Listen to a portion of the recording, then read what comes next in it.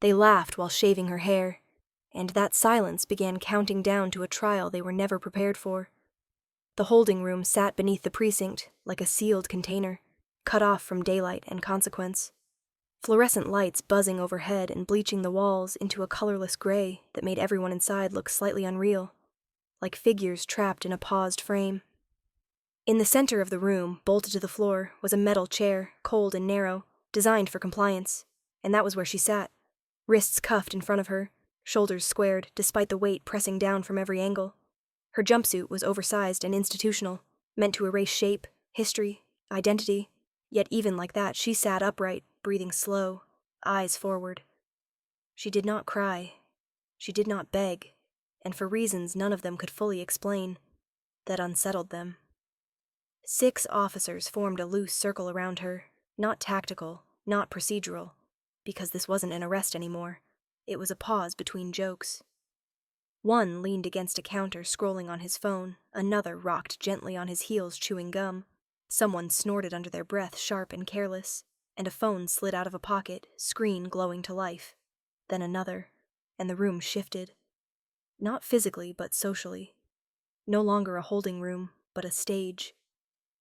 "Hold still," one of them said, his tone light, almost friendly, as if he were speaking to someone in a barber shop instead of a detainee in handcuffs, stepping behind her with scissors already in hand, the metal catching the light as he raised it and examined her hair with mock concentration, thick and natural and carefully maintained, a part of her they could reach without paperwork. "Anybody live yet?" someone asked, and another replied, lifting his phone higher. "Yeah, go closer. People like reactions. Stay with us, because this story will leave you speechless. Before we start, make sure to hit like and subscribe." And really, I'm curious. Where are you watching from? Drop your country name in the comments. I love seeing how far our stories travel. She kept her gaze fixed on the far wall, where a faded notice about procedures no one was following hung crookedly, her jaw tightening not in defiance, but in control, because she knew this moment. Not because it had happened before, but because she had imagined it. Moments where silence was safer than noise, and any movement would be interpreted as guilt, aggression, confirmation of a story already written for her. "Relax," the man behind her said. "This is complimentary."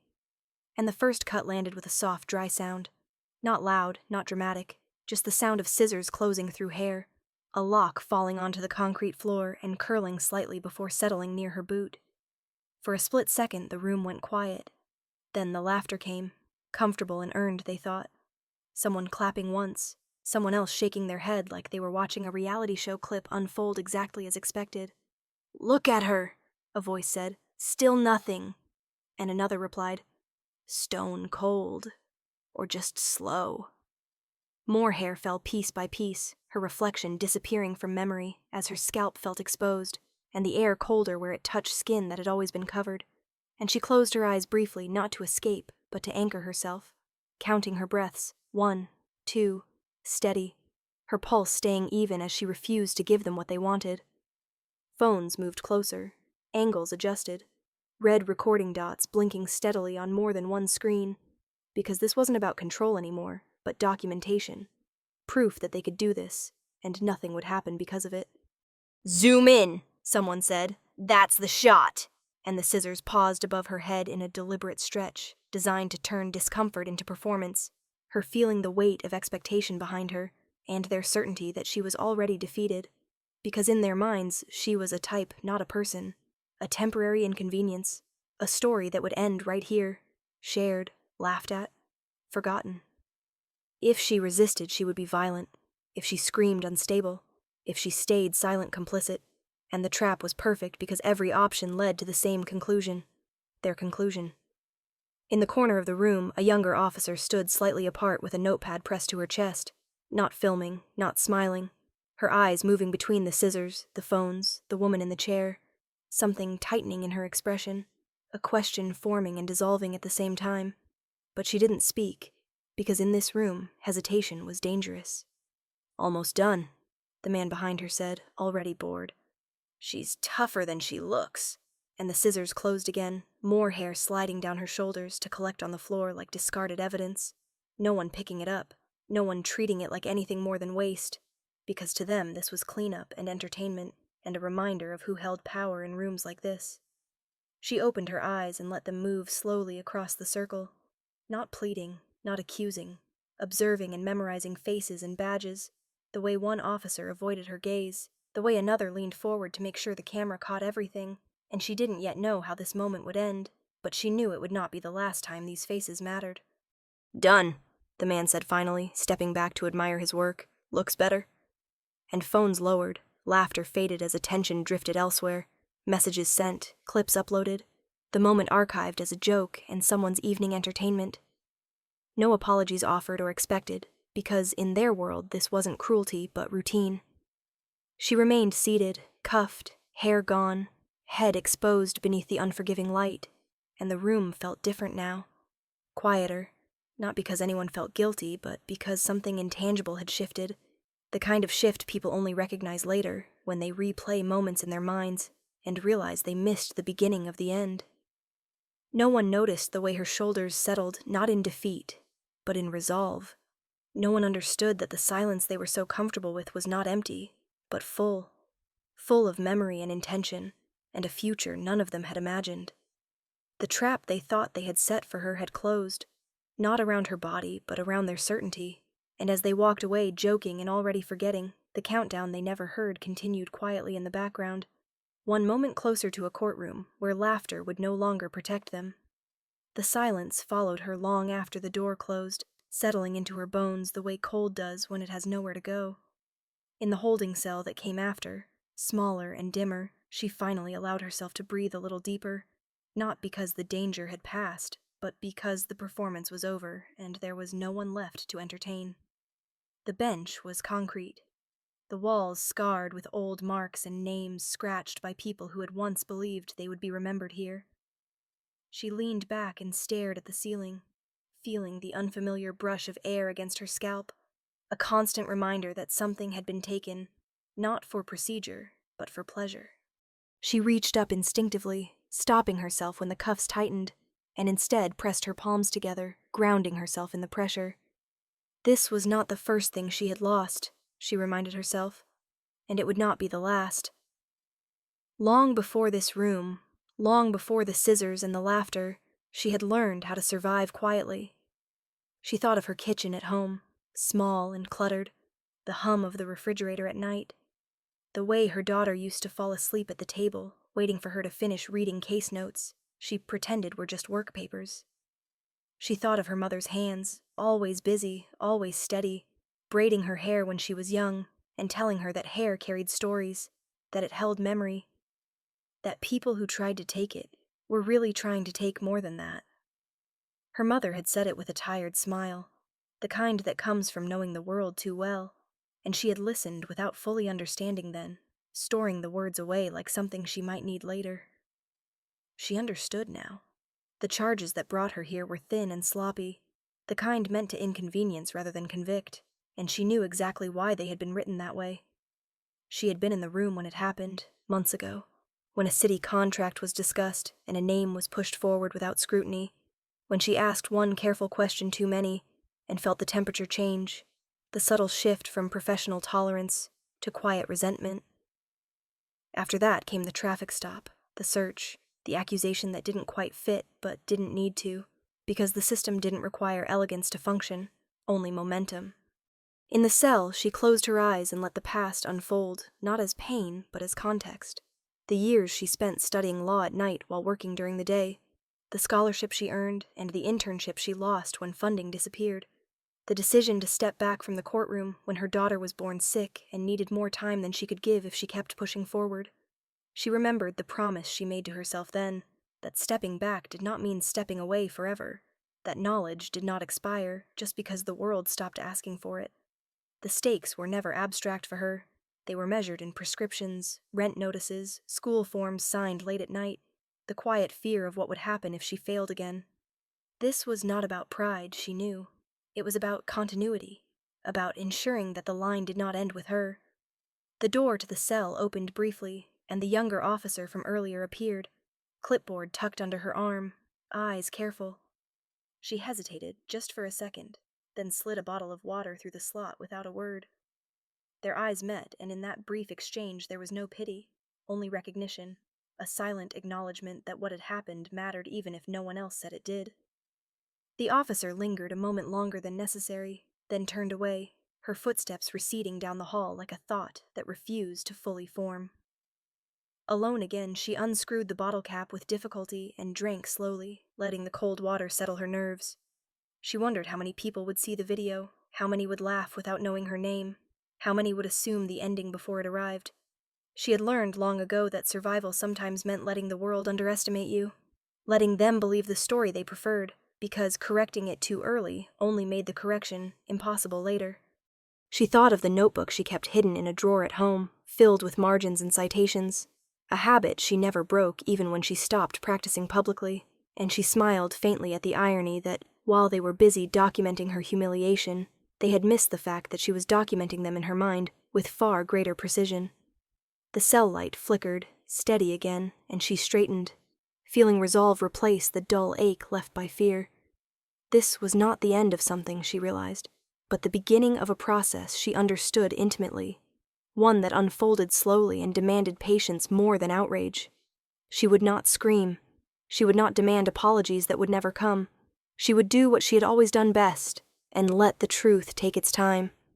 Because time, unlike power, could be turned. Somewhere beyond the walls, her daughter would wake in the morning and ask why she was late, and she would answer honestly without explaining everything, because some lessons were meant to be shown rather than told.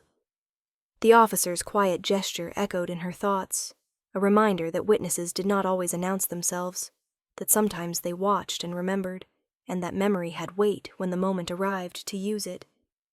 As the hours passed and the sounds of the precinct softened into background noise, she sat with her back straight and her mind clear, understanding fully now what was at stake and why she could not afford to disappear into the version of herself they wanted her to be. The system had tried to reduce her to an image, a clip, a punchline, but it had failed to erase the one thing she had protected all along, the part of her that knew exactly how rooms like this worked and how, eventually, they could be made to answer for what they allowed. The pressure didn't arrive all at once. It seeped in quietly, the way water finds cracks long before anyone notices the damage. By the time she was released, the building already seemed smaller, its walls closer, its corridors humming with a nervous energy that hadn't been there before. Officers avoided her eyes as she passed, not out of guilt but calculation, the subtle awareness that something had shifted, and they weren't entirely sure in which direction.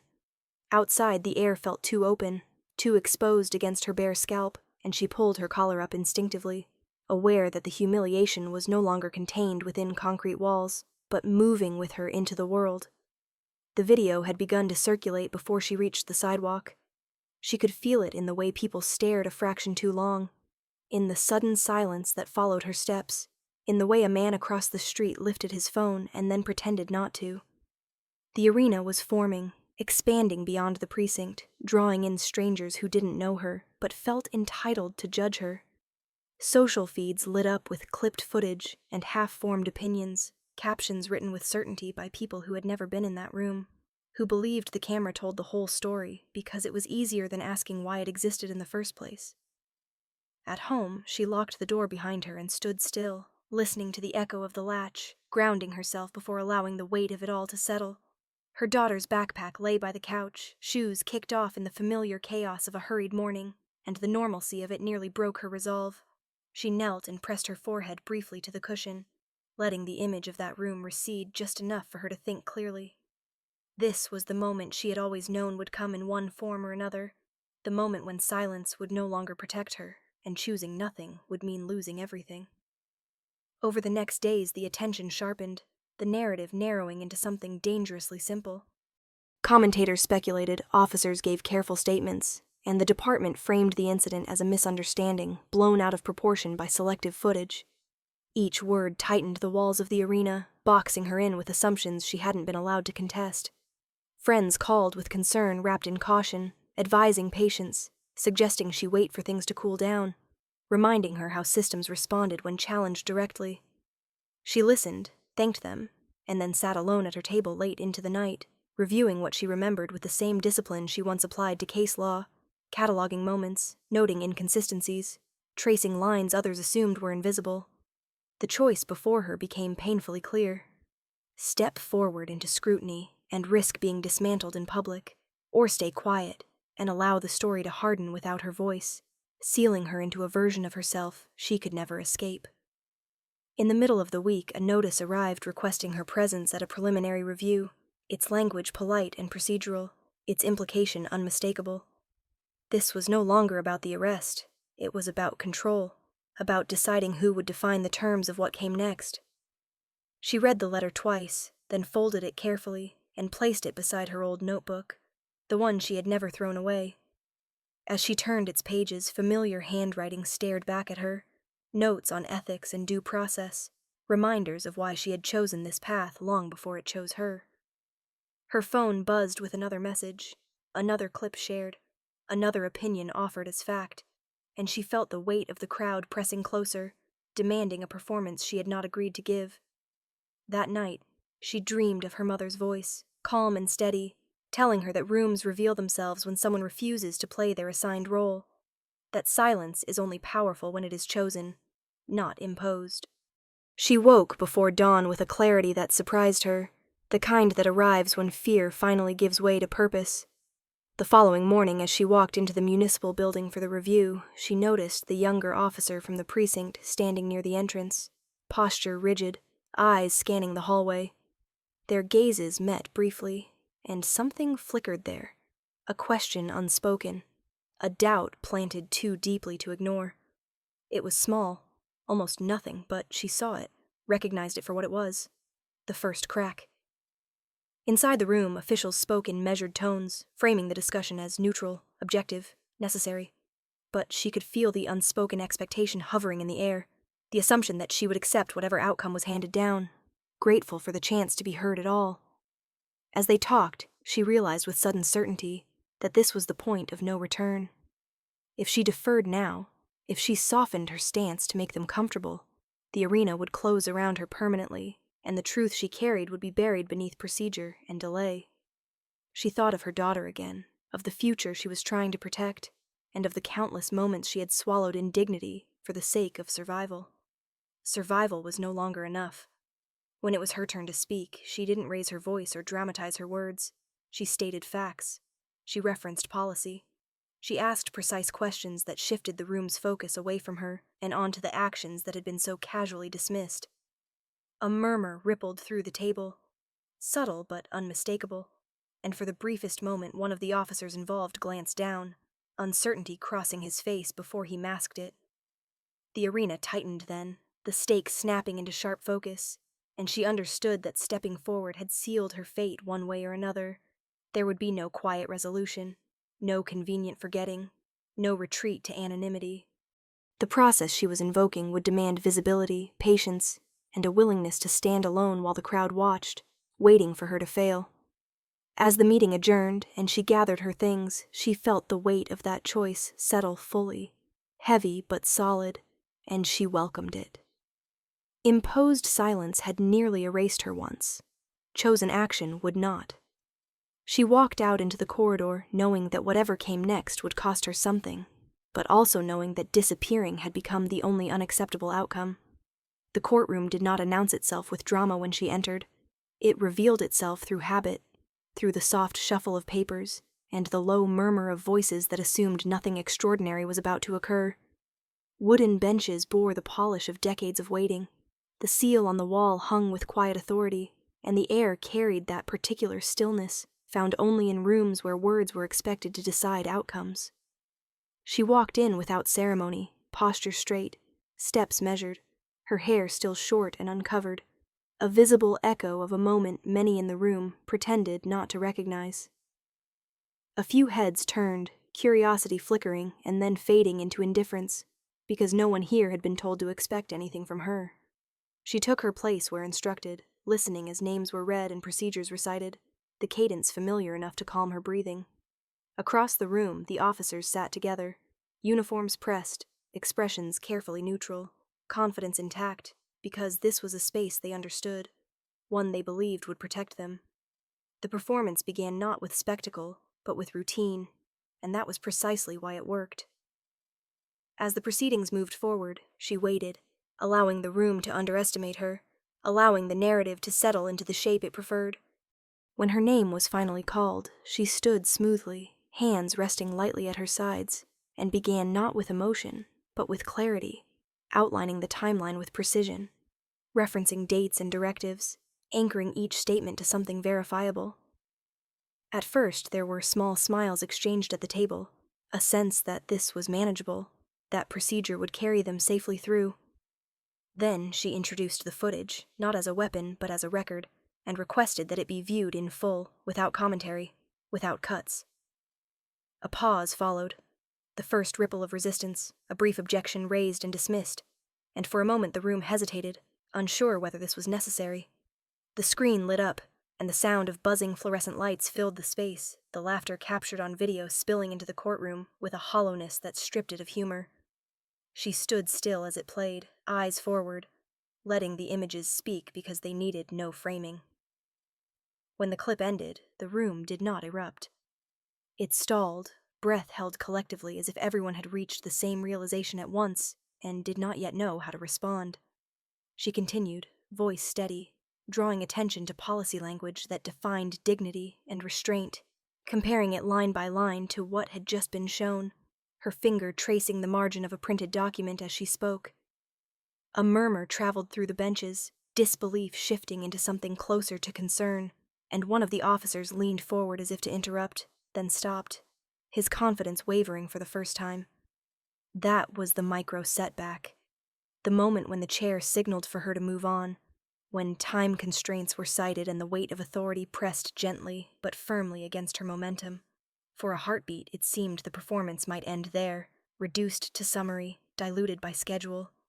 She paused, acknowledged the instruction, and then adjusted, tightening her focus, choosing one example instead of many, one question instead of a lecture. She asked it plainly, directing it not at the officers but at the room itself, asking how laughter fit within the framework they all claimed to uphold. Silence followed, thick and uncomfortable, and she used it, allowing it to stretch just long enough to become undeniable. When she resumed, there was no anger in her tone, only inevitability, as if she were guiding them toward a conclusion already reached. The transformation was subtle but unmistakable. Skepticism gave way to attention, attention to concentration, concentration to something like respect. Phones stayed in pockets, pens stopped tapping, eyes fixed on her with a seriousness she had not been afforded before. She cited precedent, not to intimidate, but to contextualize, showing how moments dismissed as minor had unraveled careers when examined under the same light now filling the room. A gasp escaped someone in the gallery when she named the clause that applied directly, the one no one expected her to know, and the sound cut through the stillness like a dropped glass. One officer shifted in his seat, jaw tightening, the first visible crack in the armor, and another glanced toward the door, as if calculating exits that did not exist. She felt the room cross a threshold then, the collective recognition that this was no longer a formality, but a reckoning unfolding in real time. By the time she concluded, there was no applause, no dramatic reaction, just an absolute quiet that carried more weight than noise ever could. The chair thanked her and called for a recess, voice measured but eyes avoiding the officers' table, and as people rose slowly from their seats, conversations did not resume the way they usually did. She remained standing for a moment longer, grounding herself in the wood beneath her feet, aware that something irreversible had just occurred. The performance had not been about proving her worth. It had been about revealing the truth so plainly that denial became impossible. As she gathered her papers and turned to leave, she caught sight of the younger officer near the back of the room, standing rigid, eyes wide, not with fear but recognition. And in that look she saw confirmation that the silence had broken, that the truth had been seen and could not be unseen. The room would never return to its previous balance, and neither would she, because excellence had done what it always does when given space. It spoke, and the world was forced to listen. When the room reconvened, it no longer belonged to habit. The air had changed texture, heavy with an awareness no one could quite name without acknowledging what had just happened. People returned to their seats more slowly, eyes avoiding the officer's table, glances landing instead on her with a cautious respect that had not existed an hour earlier.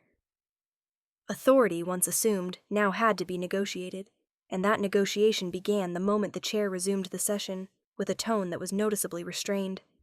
The officers sat straighter, uniforms suddenly feeling less like armor and more like evidence, while she took her place with the same measured calm as before, though something inside her had shifted, settling into alignment.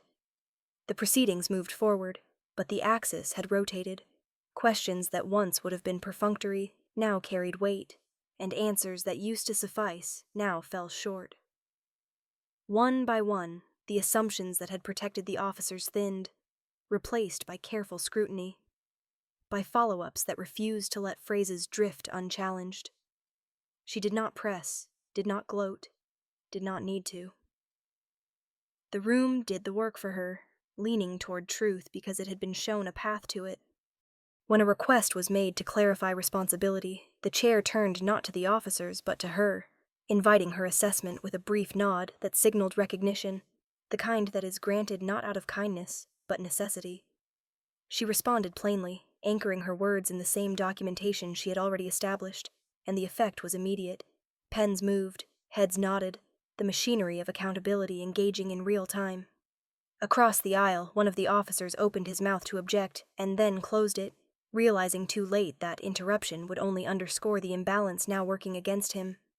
The reversal was not dramatic, not punctuated by raised voices or applause, but it was complete, visible in the way the room recalibrated its attention, and in the silence that followed her statements, a silence of consideration rather than dismissal. In the gallery, someone stood, then sat back down, unsure whether acknowledgement was permitted here, and the uncertainty itself spoke volumes. The younger officer, the one who had watched without filming, rose from her seat near the back and asked to be recognized, her voice steady but tight, as she corroborated a detail with careful precision, choosing accuracy over allegiance. The room turned fully then, eyes widening at the confirmation, and for the first time that day, the officers were the ones being observed without protection. The chair thanked the witness and noted the statement for the record, the words formal but the impact unmistakable, and she felt the moment lock into place, the hinge upon which everything now swung. As discussion continued, opportunities emerged organically, suggestions framed as next steps rather than punishments, pathways opening that did not require her to ask permission. An invitation to consult on procedural reforms was offered with a glance in her direction, tentative but sincere, and another official murmured agreement, already considering the implications. She listened without reacting outwardly, aware that this was not vindication but transition, the careful redrawing of lines that had long been fixed. Inside, something loosened, a knot she had carried for years finally giving way, not to triumph, but to clarity. She realized she no longer needed the room to validate her worth. The room needed her to restore its integrity. That recognition settled her posture, softened her breathing, shifted her sense of self from endurance to authorship. When the chair announced the close of the session and outlined forthcoming actions, the cadence carried a finality that left no doubt about where authority now resided. People rose again, this time with purpose, conversations beginning in low tones that centered on policy and consequence rather than damage control. The officers remained seated a beat longer than necessary, isolated by the very uniform that once guaranteed deference, their laughter from months earlier echoing now as an absence that no one rushed to fill. As she gathered her papers, the younger officer approached, stopping at a respectful distance and offering a quiet, unequivocal thank you, not as apology but acknowledgement, and in that simple exchange she felt the circle close, witness becoming participant in the new order taking shape. She nodded once and turned to leave, passing through the aisle with eyes following not in judgment, but regard, the kind that recognizes presence rather than power. Outside the room, the corridor seemed brighter, less oppressive, and she paused briefly, touching the smooth wood of the doorframe as if to mark the passage.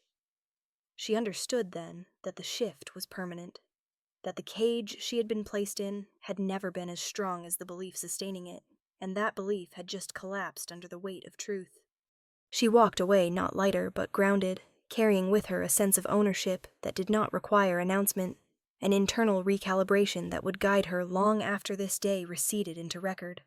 The room behind her would continue to process, to debate, to assign outcomes, but its hierarchy had already been rewritten, and she had stepped out of it changed, not elevated by applause, but affirmed by alignment, ready for what came next because she finally stood where she had always belonged.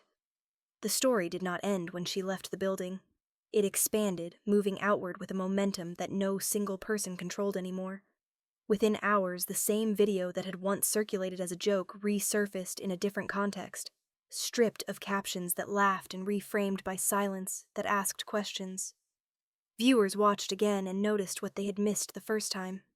The way the laughter lingered too long, the way no one intervened, the way power looked when it assumed it would never be examined. Commentary shifted from speculation to scrutiny, from amusement to discomfort, and with that shift came consequences that did not need her participation to unfold.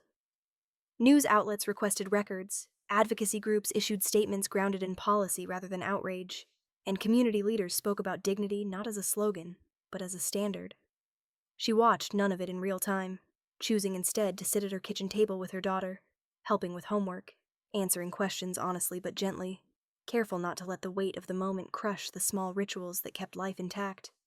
When calls came, she returned them selectively, guided by purpose rather than validation, aware that attention could just as easily distort as illuminate if mishandled. The department released a statement acknowledging review procedures, language precise and defensive, and soon after announced administrative leave for those involved, a phrase that landed heavily because everyone understood what it signaled without requiring elaboration. The price of cruelty emerged not as spectacle, but as erosion, credibility thinning with each clarification, authority questioned in rooms where it once went unchallenged. The officers who had laughed found themselves isolated by process, reassigned, investigated, their names now linked to an incident they could not outpace, while colleagues measured their words more carefully, recalibrating behavior in anticipation of scrutiny that would no longer look away.